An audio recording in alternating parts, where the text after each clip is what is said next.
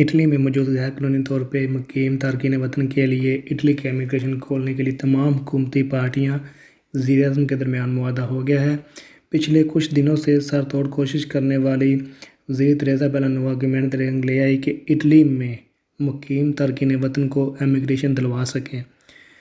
گزشتہ روز 1 سے 1:30 بجے تک وزیر اعظم کے ساتھ میٹنگ چل رہی تھی، جس میں اپنی اور دوسری پارٹیوں کے رہنماؤں سے مل کے یہ معاہدہ ہوا ہے کہ اٹلی میں موجود تمام لوگوں کو جن کا تعلق ایگریکلچر سے یا لیورو ڈومیسٹک ہو، ان کو 6 ماہ کی سوجورنو دی جائے۔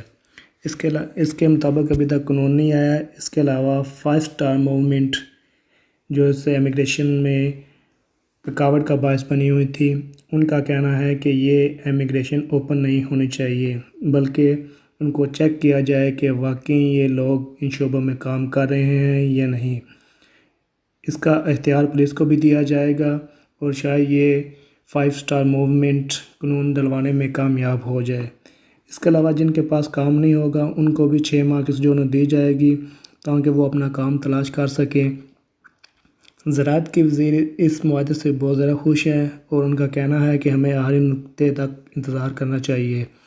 اس کے علاوہ وزیر داخلہ ان کا کہنا ہے کہ وہ سب کو منانے میں کامیاب ہو جائیں گی اور وہ کسی حد تک کامیاب ہوئی بھی ہیں۔